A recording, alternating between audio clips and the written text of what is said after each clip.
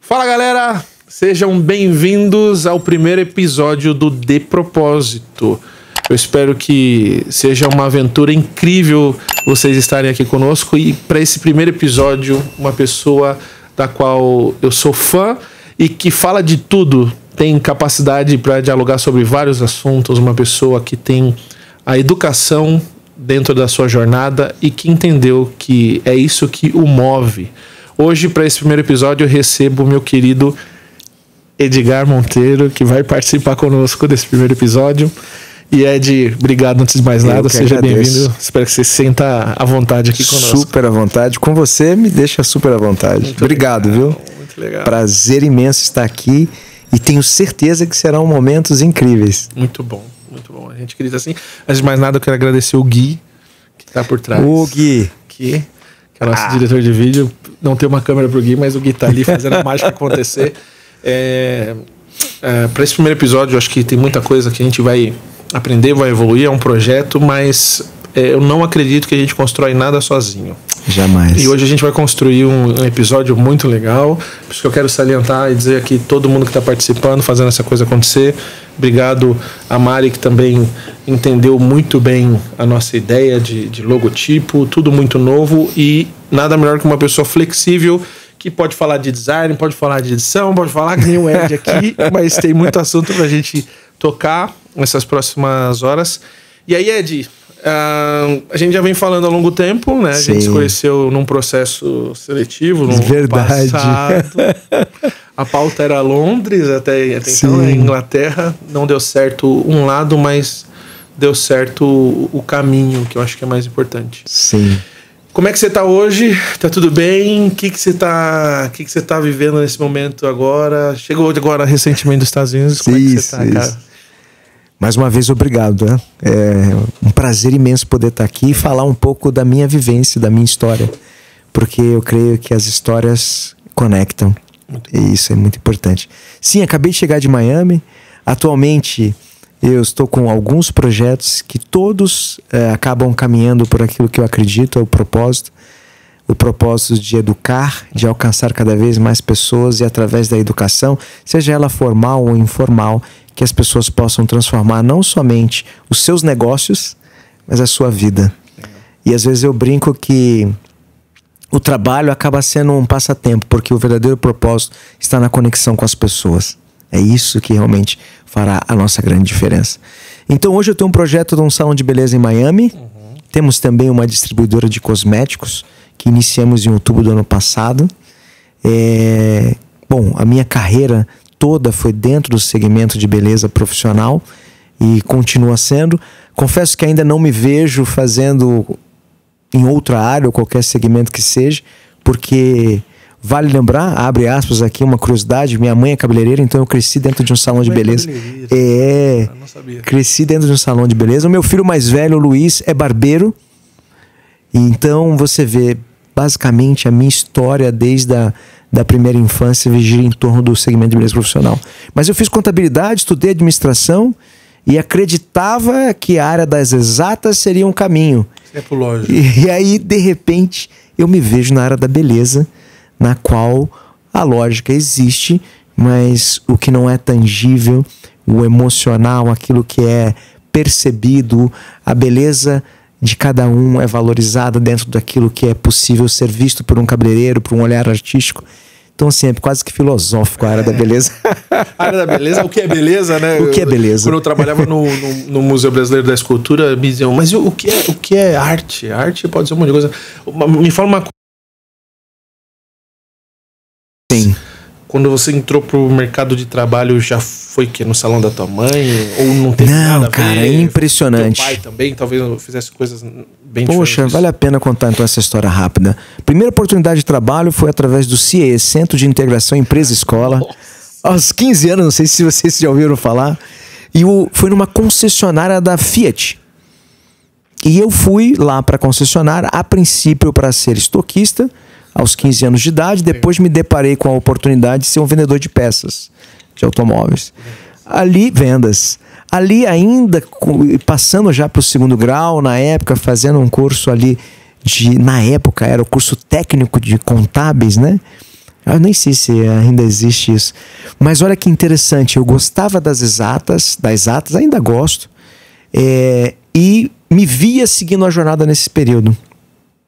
E vou resumir minha história, mas quando eu tive a oportunidade de fazer um trabalho com auditoria contábil, foi quando a ficha caiu que eu não queria estar ali. Uma pequena empresa que prestava serviço para outras empresas de médio porte, onde eu fiz um projeto numa concessionária de veículos, e eu falei, não é aqui que eu quero estar.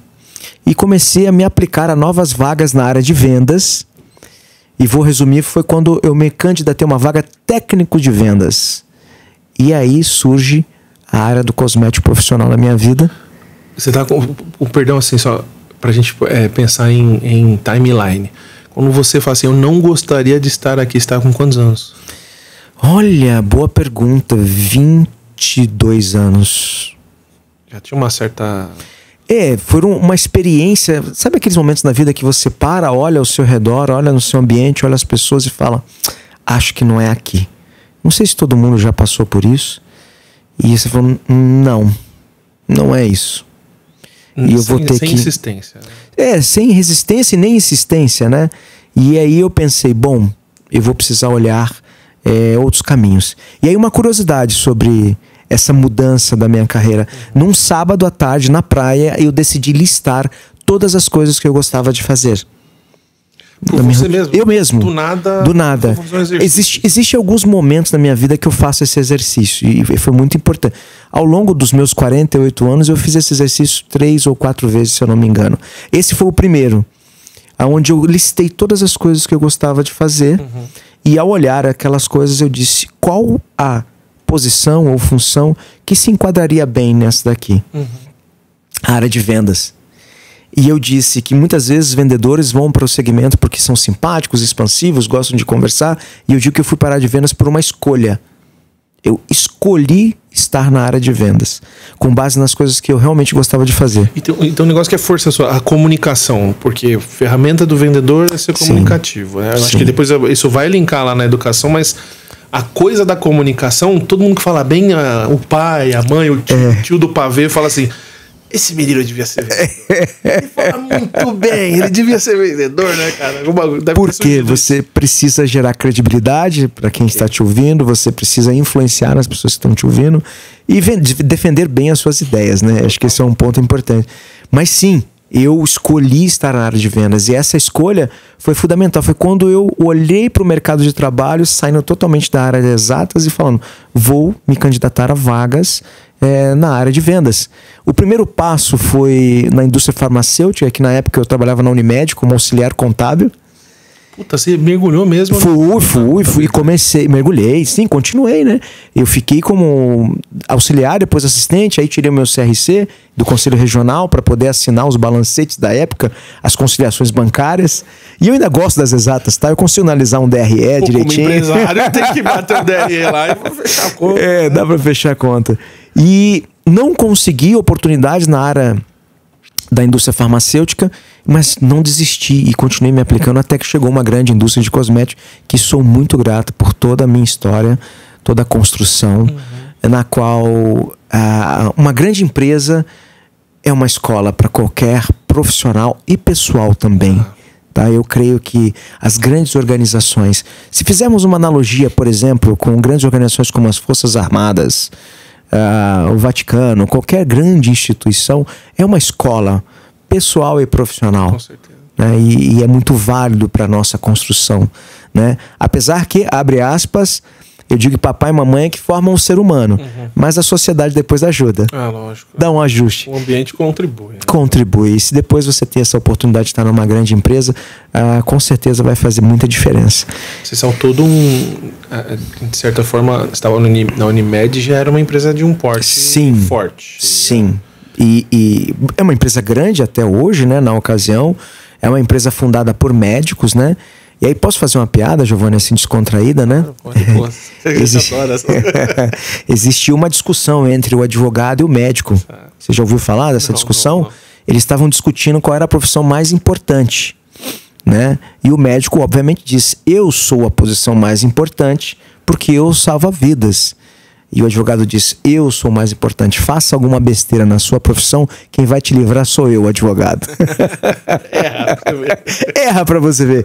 Mas eu só contei essa piada porque a área médica, respeito, admiro, tenho um grande carinho. São profissionais apaixonados também pelo que fazem, mas tem grandes desafios na área de gestão, às vezes da própria carreira, na gestão do seu próprio negócio. E dentro da estrutura da Unimed, precisavam de bons gestores, bons financeiros, para fazer essa organização caminhar. Existiam médicos no conselho, obviamente. O presidente da Unimed na época era um médico de formação, mas trouxe gestores para o negócio. E aonde que a gente pode começar a caminhar nessa conversa? Não se constrói nada sozinho, você começou... É aí que eu aprendi isso muito na jornada na empresa onde eu trabalhei, que os próprios sócios ali, eles diziam isso: cara, o meu maior talento é juntar um monte de pessoa, porque eu tenho consciência de que eu não possuo algumas habilidades que alguém vai possuir, eu preciso juntar esse quebra-cabeça e todo o negócio funcionava muito bem por causa disso. Acho que é um pouco disso que você está falando. Sem dúvida. E o melhor time do mundo, fazendo aí um comentário, é um time completo, né? Não dá para ganhar um campeonato de futebol só com o atacante. Não tem como. E as organizações são assim. E isso nos possibilita a descobrir o nosso propósito. Se é que a gente não consegue enxergar, o nosso propósito ele se desperta no outro, no olhar do outro. É preciso você estar dentro de uma estrutura organizacional ou até mesmo familiar para você se encontrar com ele. E o propósito, pelo menos para mim, está relacionado ao que está à frente, o que você coloca à frente das coisas, né?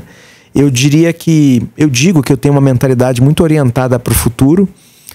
Isso, como tudo na vida, tem um lado bom e um lado ruim. O lado bom é que eu consigo estar próximo para onde eu vou. O lado não tão bom, às vezes, é que eu não invisto tempo olhando muito para trás, nada. Eu gosto de qual é a solução, qual é o próximo passo, o que a gente tem que fazer aqui. E no desenvolvimento da minha carreira, isso fez diferença. Inclusive, vale a pena ressaltar, algumas pessoas me perguntam o que você atribui à sua carreira. Eu comecei como vendedor nessa indústria, tive a oportunidade de sair como head da América Latina de Educação, e eu atribuo só duas coisas: flexibilidade e disponibilidade. Eu sempre estive disponível para as oportunidades da empresa e sempre me coloquei flexível. Então, Edgar, você tem que mudar para Salvador. Beleza, quando que eu vou?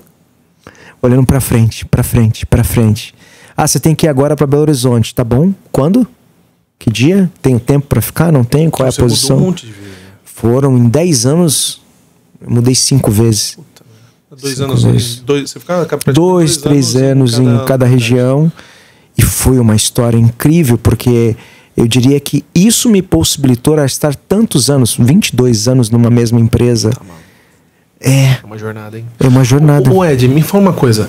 Tem 22 anos, a gente tá falando do storytelling da tua carreira ali, a parte contábil, tal, mas vai ter uma curva ali que vai fazer a virada, que é quando você vai até você chegar num posto de liderança. Mas quando que você sai do contábil, entra para vendas, e aí quando é que engrena essa mecânica? A primeira oportunidade de vendas não foi a melhor.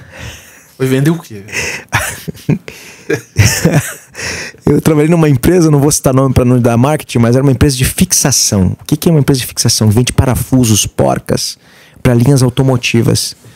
E eu visitava lojas de acessórios e peças de carro e concessionárias para vender essas peças. E aí vendia desengripante, vendia graxa e toda a parte de fixação. E a experiência foi bem difícil. Porque é um ambiente predominantemente masculino, é um ambiente predominantemente que as pessoas te tratam assim: ah, tá bom, senta aí, vê aí, o que é? Não quero.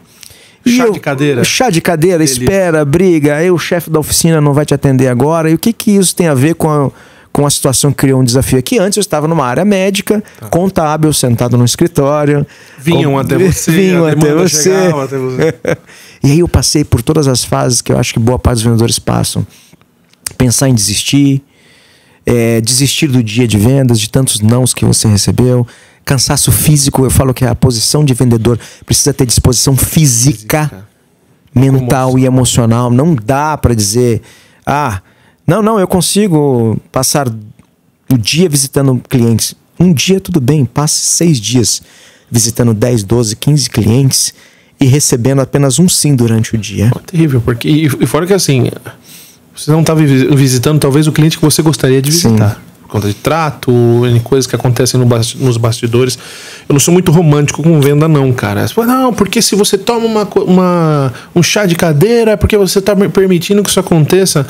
Cara, não controlar os outros é parte do jogo.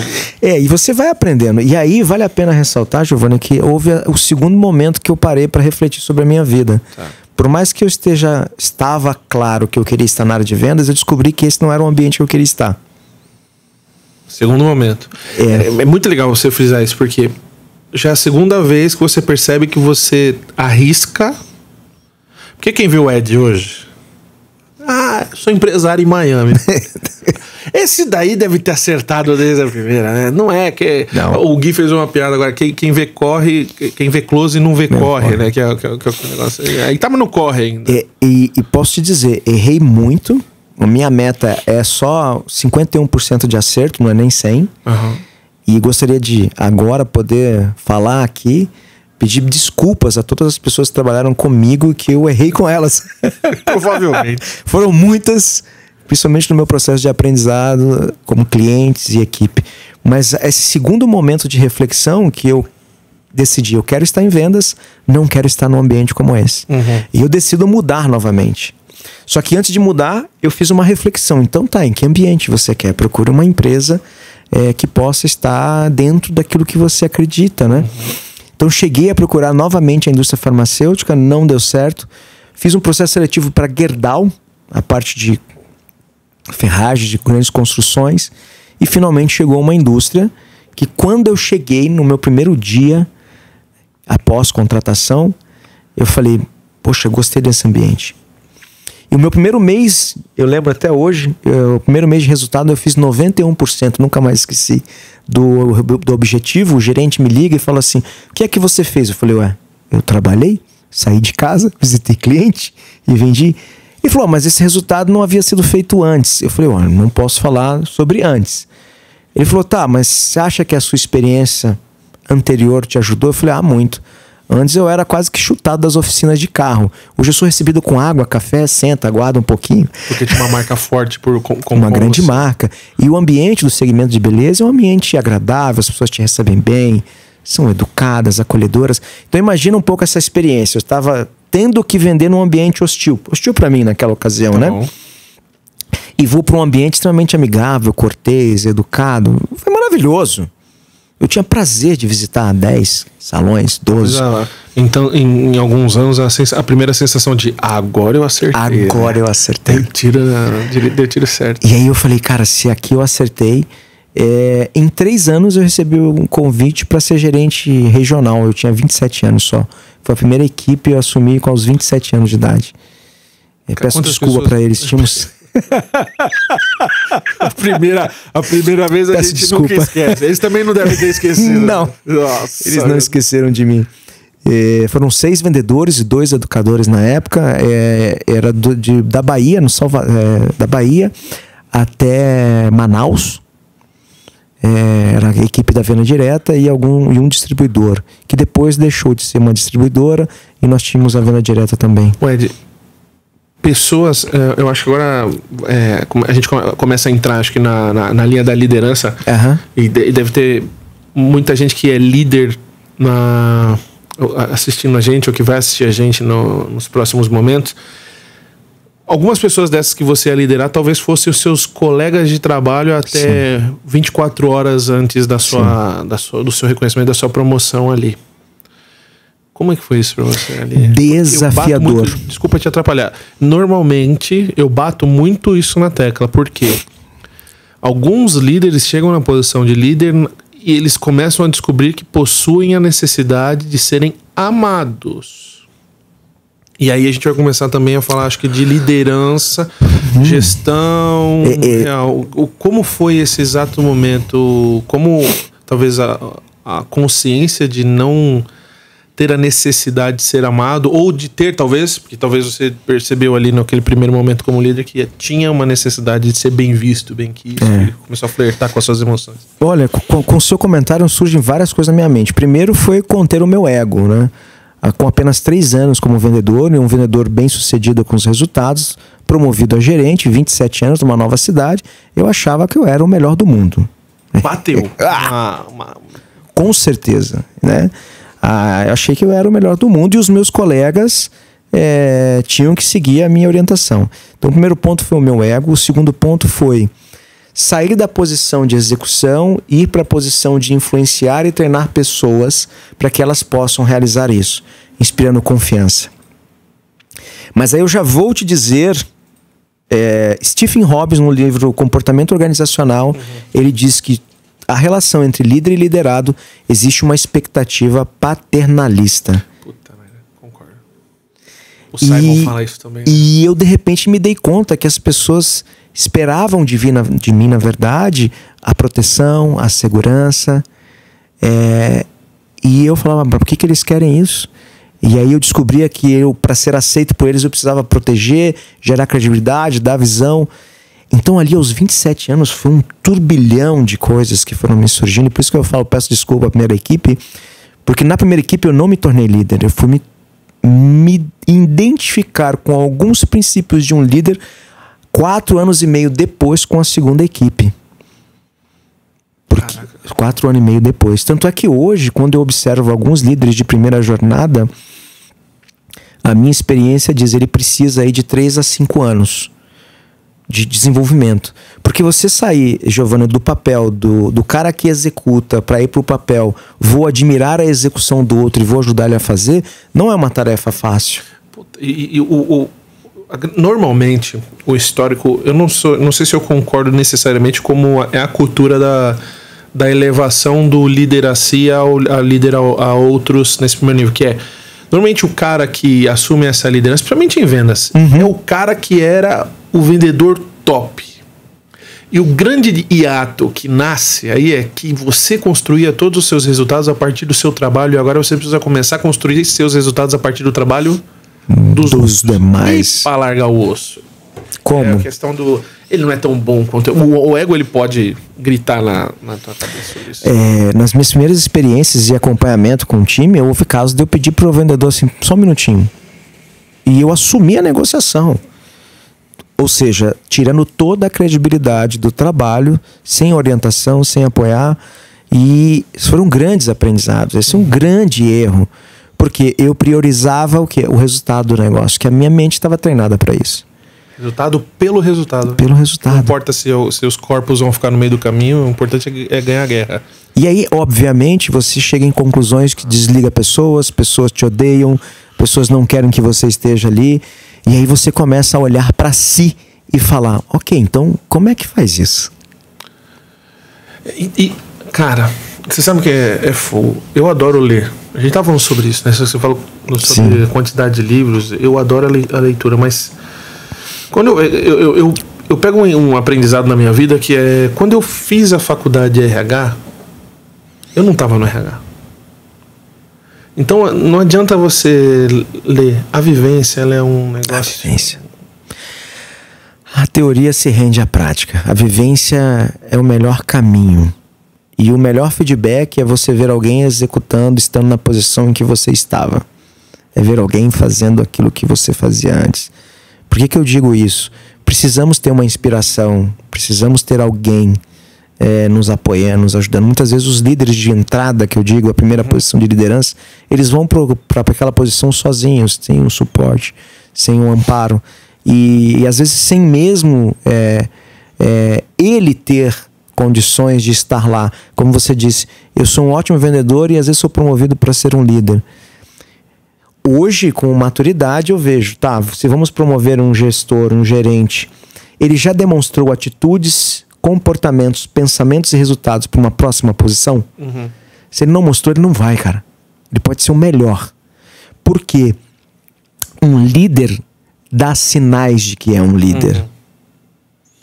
Tem rastro. A liderança deixa ele rastro. deixa rastro. Tem legado, tem construção. Tem construção. Não importa a sua idade. Ele é jovem, ele vai te dar sinais. Que tipo de sinais? Controlar o ego. Pensar no resultado como equipe, não o resultado pelo resultado. Sabe? Olhar para as pessoas como elas estão. Parece romântico, você está falando. Não é romântico, não. A maturidade entre o equilíbrio entre pessoas e negócio, ela vem ao longo do tempo, mas ela tem que ter sinais no início da história. Eu conheci grandes líderes que eram líderes fantásticos, mas eram carrascos, eram líderes que não estavam olhando para as pessoas, e alguém precisa olhar para as pessoas. E quando você está arriscando e empreendendo numa grande empresa, tá tudo bem, porque você está num ambiente seguro. E o dinheiro não é o seu que está em risco. E eu falo dinheiro por quê? Porque no mundo do empreendedorismo, se você me permite já entrar nessa área de empreendedorismo, o risco é muito maior. Tanto de pessoas quanto financeiro. Toda e qualquer decisão que você toma, ela arrasta todo mundo. Seja para um lado bom ou para um lado ruim. É o princípio acho que é o princípio da questão da liderança ali que a gente está falando, que é o empreendedor, principalmente um empreendedor que ele nunca apostou por uma liderança de entrada. O que mais acontece hoje, Giovanni, desculpa te cortar. O que eu conheço de empreendedores que não têm a mínima ideia da liderança, e vou trazer um outro tema. Antes de liderar, para mim, existe a gestão. O que é gestão para mim? É tudo que vem antes da liderança. O planejamento, a preparação, a comunicação, o alinhamento, a visão, tudo. Eu faço a gestão que vem de gestar. Imagina uma criança, ela só vem ao mundo após 9 meses. Então eu só consigo liderar aquilo que foi gestado antes. E muitas vezes empreendedores são muito bons executores, vão partindo para a execução e atropela qualquer processo, qualquer gestão. Você está falando isso daí, teve um dado que surgiu dentro da pandemia para cá. Historicamente, a maioria das vezes que as empresas promovem uma pessoa de casa para CEO, esse cara historicamente vinha da venda. Sim, é comum. É tipo 90%. Sim. Da pandemia para cá, o maior número de promoções de pessoas de dentro de casa a CEO vieram da área de recursos humanos. Olha, eu não sabia. Por conta disso daí. Essa questão vai cruzar um assunto que a gente tem para falar, que é a liderança versus performance e a questão da gestão versus o empreendedorismo. Se o cara, pelo que eu percebo, ele não teve a preparação de construir em time, a empresa dele sofre na escalada. Sofre, o time vai ficar ferido no sentido de resultado. Ele vai ter um turnover, uma troca de pessoas altíssimo. Ele não valoriza a cultura. E vou te dizer, é possível muitas vezes, eu conheço algumas empresas que faturam alguns milhões e que conseguiram chegar até lá.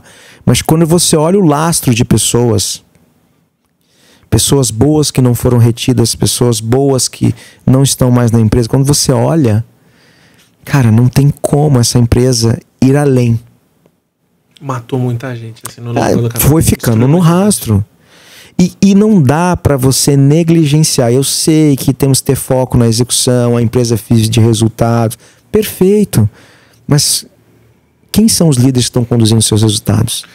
Cabe ressaltar que a gente não está dizendo que o cara tem que... não é que ele tem que entrar sabendo, mas ele tem que ter no horizonte dele de que em algum momento ele precisa começar a tocar nesses assuntos para exponencialidade, para longevidade. Uma das coisas que precisa ser falado também. Cara, você trouxe uma palavra que eu considero extremamente importante no empreendedorismo: longevidade das empresas. Há quantos anos você imagina que o seu negócio possa ir à frente? E a longevidade está totalmente ligada à sua cultura e pessoas, que quem faz cultura são pessoas. Quais são os seus princípios? Quais são os seus valores? Qual é a sua missão, visão? É extremamente importante. Caso contrário, se você não tiver isso muito claro e definido, você vai gastar muita energia colocando as pessoas na direção que você precisa. Tá. E aí agora a gente vai... depois a gente chegar na escalada, eu quero abrir um parênteses aqui, até que tem uma colinha aqui que eu deixei, que é... Quando a gente começa a falar de cultura, cultura é o core, acho que, dos meus estudos por conta da minha paixão por comportamento. Mas tem um negócio que é muito louco, né? A grande frustração de quando a gente fala sobre cultura, acredito que você tenha passado por isso. É quando você tem as letras escritas, essas startups escrevem na parede, mas na hora da vivência não acontece. E não acontece porque o cara que construiu a cultura, ele construiu aquilo de forma marketada, porém não é a verdade, porque a cultura e o propósito da organização, a missão, está conectada ao propósito de quem? Do bendito dos fundadores. Dos fundadores. Do fundador ou dos fundadores. E aí é um pouco pra gente arrasta pro tema, né? Arrasta pro tema de propósito. E eu começo dizendo o seguinte: a norma é mais forte que a lei. É um termo jurídico. A norma é mais forte que a lei. Tá. Se você construiu uma cultura para colocar no quadro e a vivência for diferente, sua empresa começou sem integridade. E não tem credibilidade no seu time, que as pessoas vão ver isso. Esquizofrenia. Gostei disso. Esquizofrenia cultural. É cultural, as pessoas vão perceber. E aí você vai falar, mas as pessoas não entendem. Não é que elas não entendem, elas estão lendo uma coisa e estão vendo outra em você. Por favor, não subestime o seu time. As pessoas conseguem entender claramente o que está escrito no seu quadro lá de missão, visão e valores, e conseguem saber se você está fazendo isso, se você está vivenciando essa cultura ou não. Primeira empresa que eu gostaria de estar, aqui na Zona Leste de São Paulo, fui fazer uma entrevista com o dono, uma empresa pequena, ela tinha 40 colaboradores na época. Mas uma empresa já de 20 anos. Mas não crescia. Anyway, não é essa a questão. O dono virou pra mim e falou assim: meu amigo, qualquer dúvida que você tiver, pergunta pra mim. Pode vir que eu te ensino e tal. Eu juro por Deus, cara. Na primeira pergunta que eu fui fazer pra ele, ele me deu um esporro. Desculpa, o que você quer? O que você quer, cara? Eu não tenho nada a ver com isso. Mas ele ficou transformado. Ele virou um diabo na minha frente, assim, que me assustou. Isso é esquizofrenia. Existe o que eu falo, existe de fato o que eu faço. Posso abrir um parênteses sobre isso? Pode, claro. Eu levei muito tempo refletindo dentro das organizações pela qual passei equipe. A pergunta era: eu faço o que penso ou faço o que sinto? Uhum. E a conclusão que eu tive foi: a gente só faz o que sente. A gente não... A ação é com base no que eu sinto. Uhum.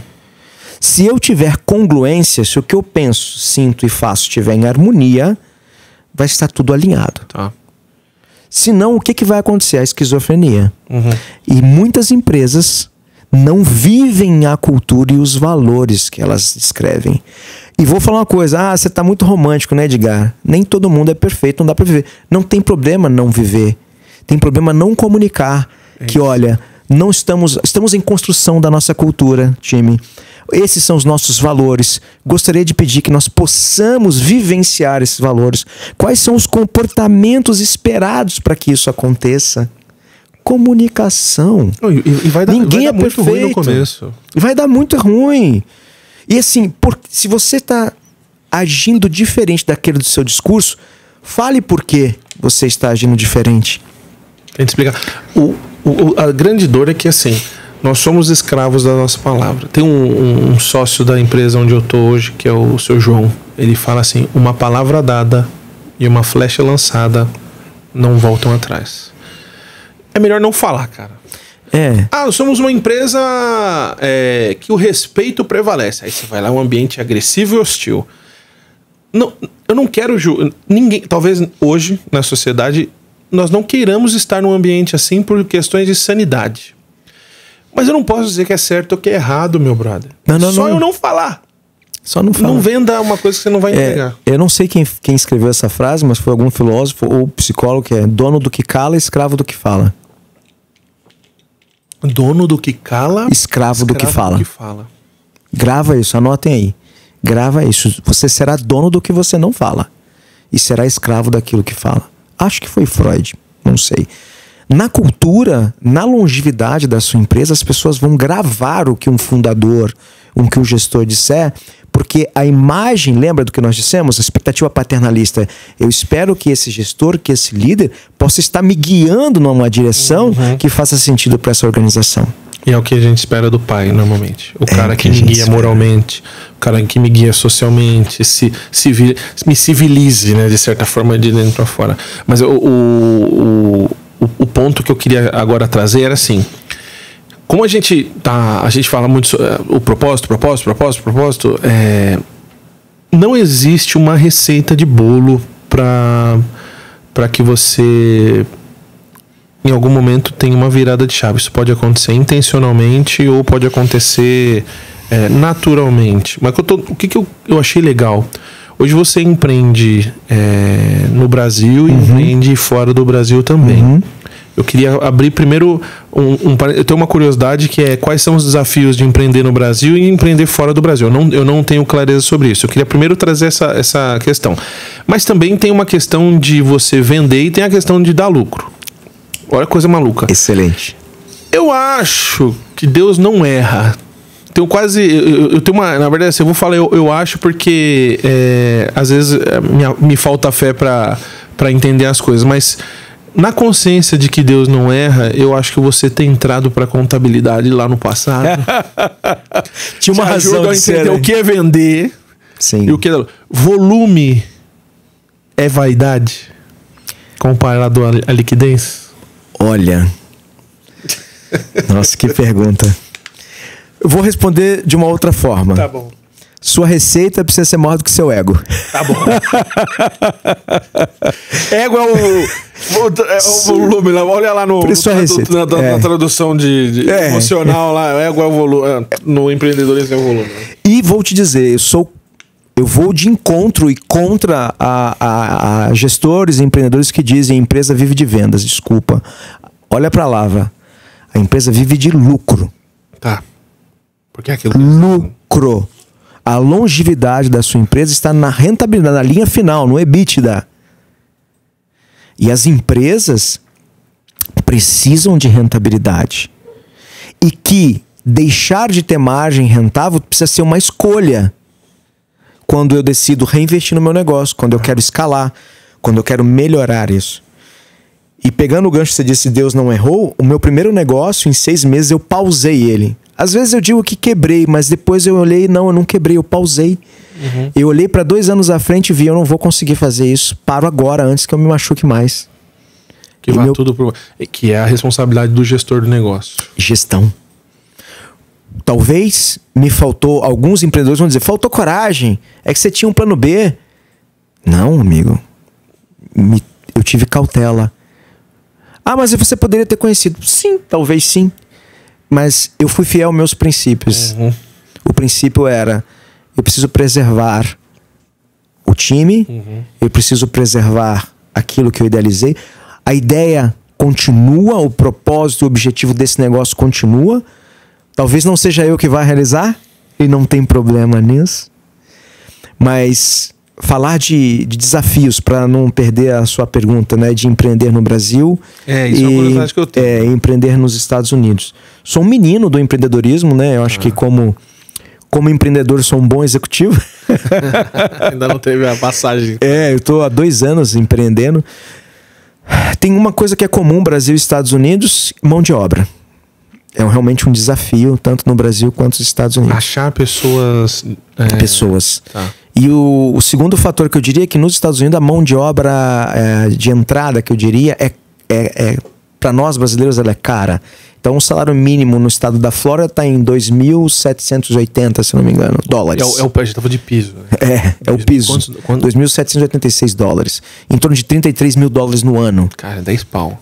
10 mil reais, se você converter. Tudo bem, a gente não tem o custo lá, mas mesmo assim... Pensando na nossa área de cosmético... A gente injeta do Brasil para os Estados Unidos. Exato. Você não está tendo... Não, ainda você não tem receita em dólar. Então, quando você não tem receita em dólar, você investe em real.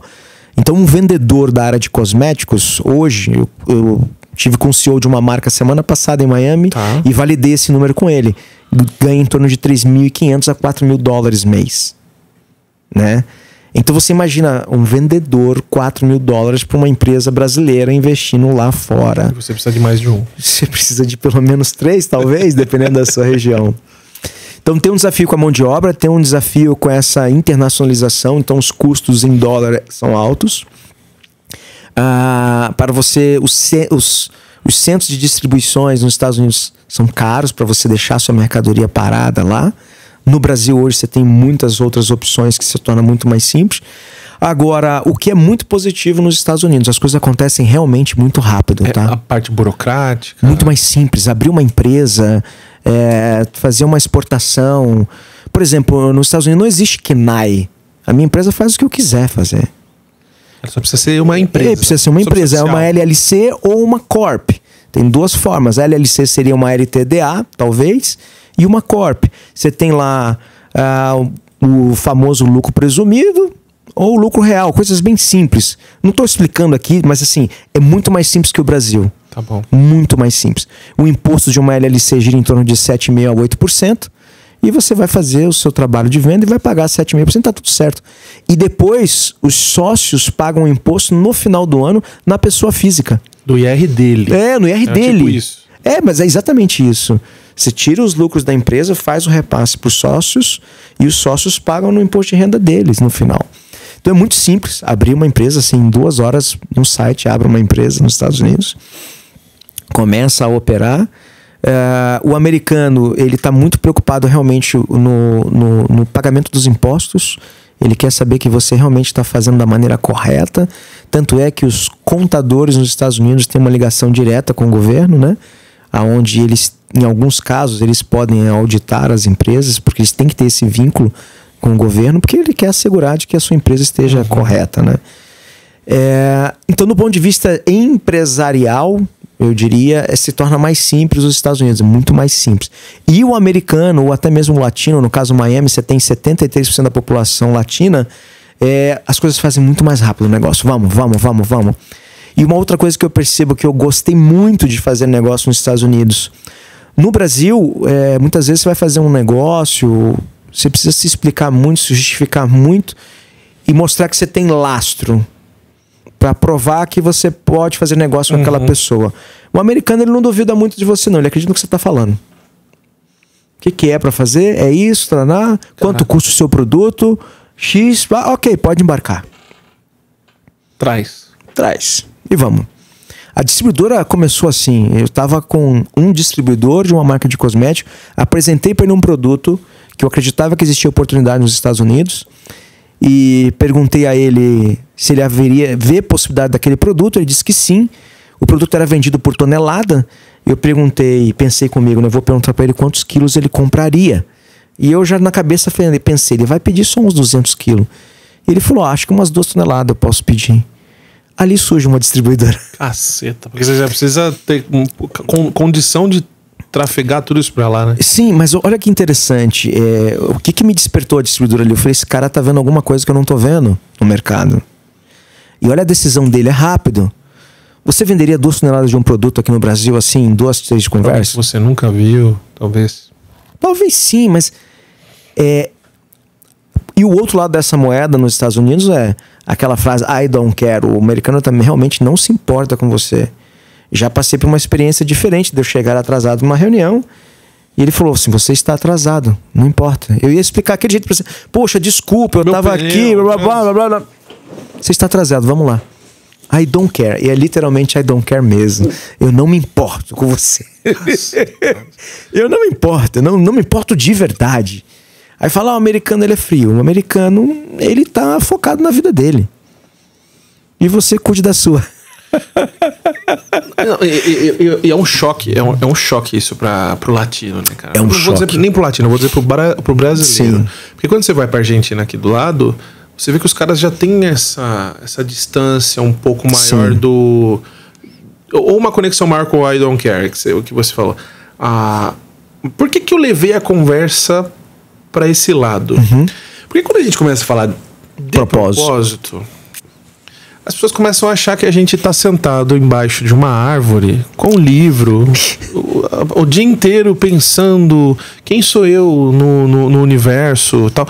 E é legal porque a gente consegue observar o Ed falando sobre composição fiscal nos Estados Unidos, a orientação sobre ler DRE, os demonstrativos de resultado da sua empresa no Brasil, lá fora também o PNL. Né? O PNL.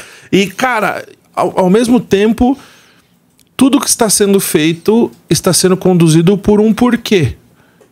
Que é o seu porquê, que é o seu propósito, é o motivo da sua existência, que ainda continua como uma chama viva lá, tinha certo. E eu acho que é o que faz as coisas darem certo. É isso, não é? Não é ser romântico. Não.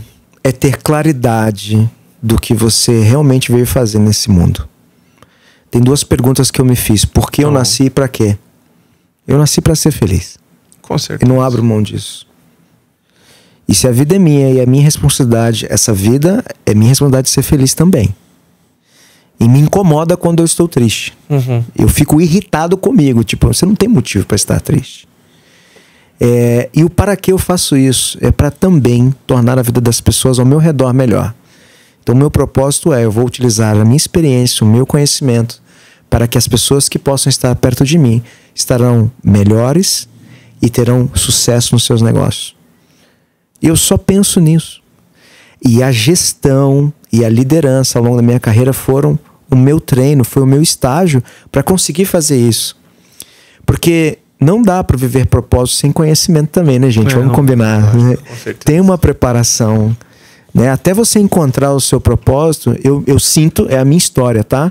Que eu fui preparado para o dia D de encontrar o meu propósito. E eu me lembro do dia que isso aconteceu. Teve um dia. Que acendeu a luz. Teve um dia, eu estava em um treinamento. Eu estava dando treinamento, compartilhando com outro líder.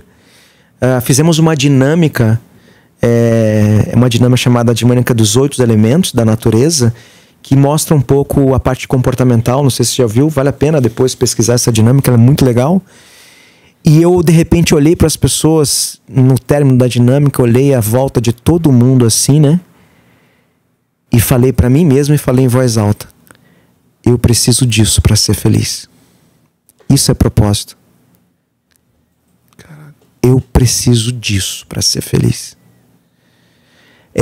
Foi muito marcante. Naquela hora eu tive a claridade que se eu não estivesse tocando outras pessoas, tocando, entregando um pouco o que sei, recebendo um pouco que o outro está disposto a dar, eu não seria feliz. E se eu disse que eu nasci para ser feliz e eu preciso disso para ser feliz, é quase uma cabeça do contábil, né? É lógico, né? É a lógica. O Ed, eu tenho uma coisa que eu tenho pensado, não sei se você concorda, mas a clareza do propósito, ela sempre vai encontrar uma linha que é a linha do serviço. Servir. Na questão de servir. Eu acho que assim, quando você começa a perceber que você tem determinadas habilidades, você começa a entender também que elas só fazem sentido porque elas beneficiam ou ajudam ou apoiam alguém. O pianista toca desde que alguém escute. O cantor canta desde que alguém escute. O pintor pinta para que, sim, ele demonstre alguma coisa ali, mas que ele comunique alguma coisa através da tela. Acho que talvez seja essa conexão com a educação, quando você emergiu fortemente para o mundo da educação e se encontrou, porque sai de venda, sai daquela coisa que a gente falou lá no começo, habilidade de falar, de se comunicar com clareza, mas aí vem a bendita da educação, que é uma carência gigante no mercado do cosmético e da beleza, né? Sim, eu em 2017 me candidatei à vaga de head à educação. E naquela época eu já estava envolvido na área de treinamento e desenvolvimento, tanto na parte de gestão, liderança e técnicas de vendas. E quando eu me deparei na área educacional, eu descobri que ao entregar um conteúdo que a pessoa que recebe pode melhorar as suas técnicas, suas habilidades, mas por consequência transformar a sua carreira, eu falei, isso é transformador, cara. Porque se o que você diz que é propósito não servir para o outro, não é propósito. Porque o propósito é estar à frente. É colocar à frente. E o colocar à frente é colocar ao outro. Se o que você tem para entregar a esse mundo não beneficiar ninguém, sorry, my friend, você não tá vivendo o seu propósito. Você tá no lugar errado. Não é que você é inútil, é que você não é isso ainda. Não é isso ainda. Você pode não ter encontrado. Você tá romantizando, nem todo mundo passa pela vida e encontra o seu propósito. Você se deparará com alguém que tem um propósito claro que vai ajudar você a caminhar. Talvez o seu propósito nessa vida é ser guiado por alguém. Pode Perfeito. ser, tá tudo bem. Não tem certo e errado. Mas sim, a educação, João, foi aonde eu encontrei a forma de que as pessoas se transformam. E aí eu preciso reconhecer uma pessoa aqui. Eliana Dutra é a primeira Master Coach que eu conheci em 2012. Ela tem mais de 5.000 horas comprovadas com resultados. E ela disse assim para mim: você precisa aprender a apreciar o voo do outro. O dia que você entender isso, você entendeu tudo. A beleza da evolução. A beleza. Quando você se alegrar com isso.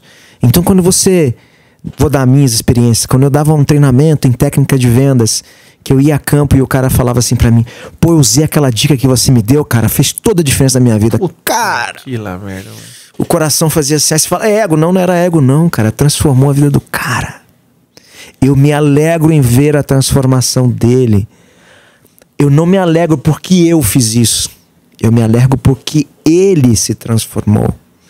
E aí eu falei: tá aí, eu tenho que me alegrar com a transformação do outro. A educação é um caminho. Seja ela qual for, não precisa ser só do nosso segmento. Não acadêmico, não necessariamente acadêmico. Pelo contrário.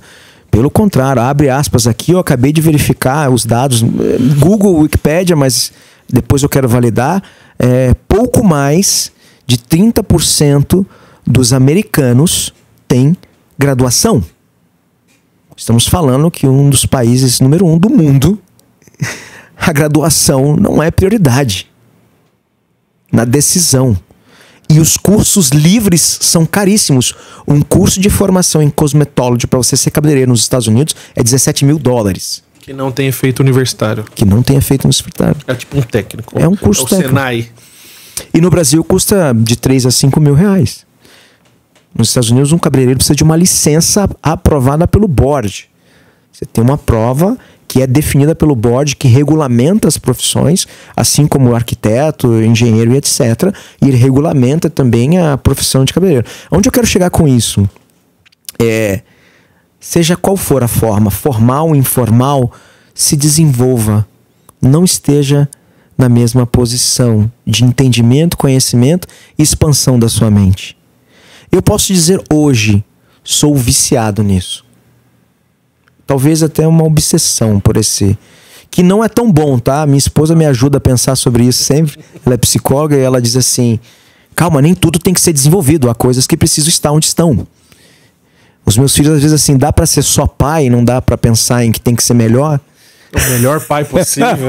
Tá bom, pai, eu já te adoro, te amo, né? Não, e até como pai nem sempre eu acerto. Mas propósito, longevidade, lucratividade, estão todos conectados a pessoas. Steve Jobs já disse, né? Se os seus clientes são pessoas e sua empresa tem pessoas e você não entende pessoas, você não entende nada. Então, é uma das coisas que eu sinto falta, eu acho que na pauta... Pegando 2 ganchos, né? Eu sinto falta disso porque se você pegar a grade de qualquer formação acadêmica hoje que vá tratar a liderança como alguma coisa, nunca essa tratativa da liderança de pessoas ou o trato com pessoas tem uma grande porcentagem na participação dessas grades, cara. E se a gente entendesse, eu digo, vamos pegar a lei de Pareto, 80-20, se você entendesse 80% de comportamentos e 20% de negócio, ou 80% de pessoas e 20% sobre o que é casamento, ou 80%, eu acho que as coisas ficariam um pouco mais nítidas, né? O Bill Campbell, que a gente estava do livro lá do Code de $1 milhão, tem um negócio muito louco. Aquilo ali faz total conexão com o que você está falando. Quando ele entra no Google, que ele é chamado para trabalhar no Google, a Google tinha acabado de eliminar a liderança sobre os engenheiros de tecnologia. Ok. Eles são autônomos, cara. E o Bill, ele entra, tipo... Um período, eu não vou lembrar de cabeça, mas é uma coisa de 90 dias depois que essa regra foi instaurada. E o que acontece? Ele vai em confronto com a galera ali do Google e fala, vai dar ruim. Vai dar, não, eles são maduros, não sei o que lá. E aí, como ele transitava e ele tinha que conversar com os engenheiros diziam, cara, a gente precisa de um líder. Por quê? Porque a gente precisa conversar com alguém. Porque a gente precisa se sentir conversando, observado, assistido por alguém. Pô, a parada emocional é tudo. Eu não sei se você concorda, mas o outro não existe. Em que sentido? Você faz o que faz no ponto de vista emocional porque aquilo desperta alguma reação em você, alguma emoção, seja ela positiva ou seja ela negativa. O cara que está sozinho ali tem emoções positivas que são acionadas quando o líder diz: e aí, Giovanni, como é que tá a sua esposa? E teu filho? Tá indo bem na escola? Cara, quando o cara escuta aquilo, e quando você como líder escuta o cara também e tem essa reciprocidade, aí a coisa funciona, meu irmão. Você me fez lembrar uma frase que eu li, Dalai Lama disse que as pessoas não querem ser felizes, as pessoas querem ser reconhecidas. Ser reconhecido pelo líder que você é importante como ser humano, isso faz uma diferença. Cara, tá maluco, tá muito louco. O cara vai arrastar o que tiver que arrastar para fazer o seu negócio dar certo, cara. É por propósito, é intencional. Não é porque ele vai ter uma remuneração no final do mês ou porque ele vai ter um bônus adicional. E aqui eu não estou dizendo que é só romantismo do propósito, não, porque o propósito gera benefícios para a pessoa, para a humanidade, para a empresa, e que gera lucro e que é possível dar mais empregos, aumentar o seu negócio e escalar. N pesquisas afirmam que empresas hoje com sucesso praticamente 360 graus, não sou eu que estou falando, N pesquisas apontam que são empresas que têm um propósito claro. Sim. E que caminham em sentido disso. Intencionalmente em direção ao seu propósito. Exatamente. Ter propósito é viver intencionalmente. Tem que ser aplicado tem que intencionalmente viver, tem que intencionalmente escolher. E não é uma tarefa fácil, tá, Giovanni? Porque diante de tantos negócios que eu vim fazendo ao longo dos anos, às vezes eu olhava ao meu redor e achava, não estou vivendo o meu propósito, preciso refletir. E quando eu olhava, eu falava, eu estou vivendo aqui. E eu tinha que encontrar na situação em que eu vivia onde estava o meu propósito. A minha sócia, Bárbara, que está em Miami, ela falou, cara, você ama a educação. Por mais que você possa fazer outras coisas, eu te vejo fazendo isso. Aí eu falei, olha que feedback, cara. E aí eu me dei conta que todas as vezes que nós estamos em reunião, que ainda o assunto seja negócio, custos, empresa, eu estou sempre tentando educar. Por isso que eu digo que é mais forte do que eu, é maior do que eu, é por isso que eu digo que eu sou um aficionado, porque eu chego perto de alguém, eu quero deixar algo, quero levar algo comigo. Isso é bom, cara. Isso é bom. Você pegou um negócio interessante que eu acho que a gente, caminhando pro final aqui, quando você citou a Bárbara e um feedback tão poderoso assim, tão bacana, a intenção dela me demonstra que ela te conhece, sabe o que te move e ela tá tentando falar, Edgar, se posicione conforme. Sim. Como é importante para a descoberta desse propósito de viver, se unir e se conectar com as pessoas corretas, né? Não é só network, né? Tá muito... O que é network, né? Não vou nem entrar nessa margem, mas a importância de fazer as alianças corretas, transitar com as pessoas corretas. Nossa, você tocou num ponto extremamente importante. Nos últimos 2 anos, eu decidi escolher com quem eu quero estar ao lado. E eu acho que isso tem muito a ver com... Completamente é propósito. As pessoas que não te enxergam, que não te veem como você realmente é e que não sabem para onde você está indo, não tem como te ajudar. Eu tenho até uma frase que é um pouco arrogante, mas dependendo das coisas eu falo, se não sabe para onde eu vou, não me diz o que eu tenho que fazer. Foda. Cara, Você sabe para onde eu tô indo? Não. Então... Como é que você disse que eu tô acertando? Cara... Né? E essa fala da Bárbara é, cara, você precisa estar aqui e estar mais aqui, e você faz isso, e você vive isso. E eu escolhi, porque ao longo da minha carreira profissional eu não podia escolher quem estava ao meu lado, exceto as contratações, mas eu não aprovava a contratação só. Tínhamos o RH, toda a empresa que escolhia.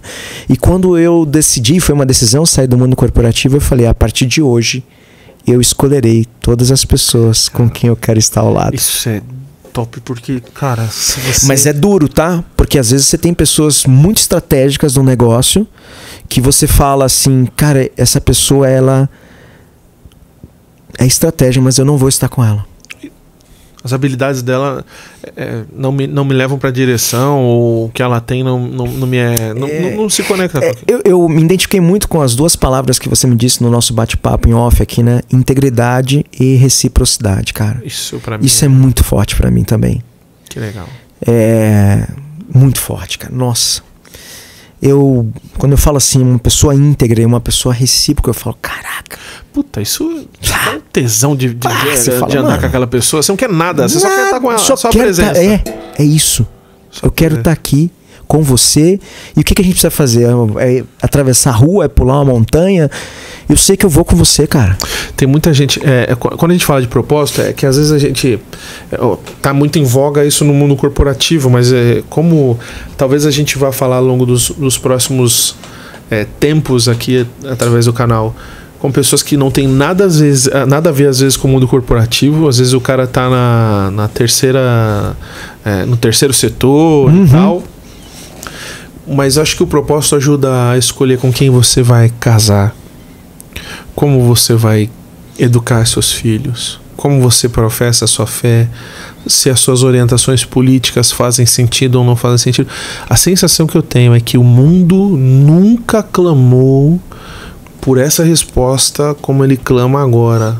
A sociedade nunca pediu, fala, galera, vocês precisam de uma clareza um pouco mais profunda do porquê vocês fazem o que fazem.